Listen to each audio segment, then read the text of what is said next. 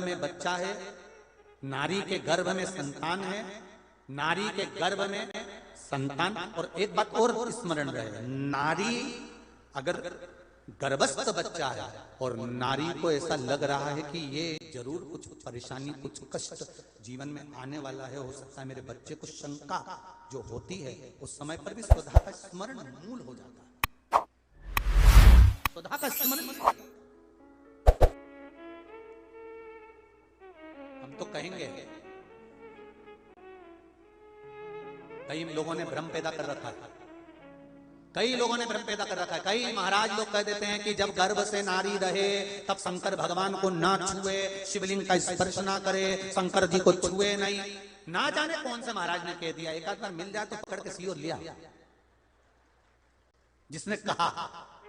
जब शिव महापुराण की कथा कर रही है, अकाल मृत्यु वो मरे जो काम करे चंडाल का, और काल उसका क्या बिगाड़े जो भक्त हो महाकाल का। जो शंकर का उपासक होता है, शंकर का स्पर्श करता है, शिवलिंग का मात्र स्मरण, केवल स्मरण, केवल स्पर्श करता है, तो कहा उसके कौटि कौटि पाप छिन्न हो जाता है। तो गर्भस्थ नारी, अरे भाई, लिंगायत संप्रदाय का वर्णन हिंगोली से करा था, परली से करा था कि लिंगायत संप्रदाय में शिवलिंग को मानते हैं।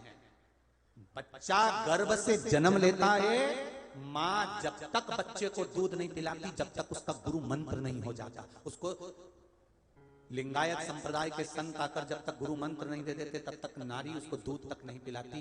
यहां तक वर्णन, विचार करिए जरा। तो फिर कौन ने कह दिया कि शंकर भगवान के शिवलिंग को छूना नहीं चाहिए, गर्भवती नारी को स्पर्श नहीं करना चाहिए? और कौन सी पुराण में लिखा है, कौन से शास्त्र में लिखा है? यहां शास्त्र कह रहा है, शिव महापुराण, स्कंद पुराण, लिंग पुराण, नर्मदा पुराण, पद्म पुराण वर्णन करती है। आप दिल से, हृदय से, चित्त से शंकर भगवान की आराधना कर सकते हो। हाँ, नारी अगर गर्भस्थ बालक है और उसको चिंता है, बहुत टेंशन है, और उसके साथ शिव की आराधना कर रही है, तो बाबा के ऊपर एक बेलपत्र भी अगर वो चढ़ा रही है चावल के दाने के साथ, तो ये निश्चित है कि स्वधा उसके गर्भ की रक्षा करती है और बच्चा समाप्त नहीं हो सकता, ये निश्चित है। स्वधा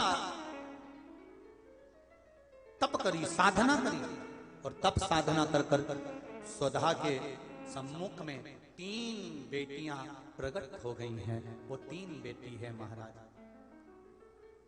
3 बेटी प्रकट।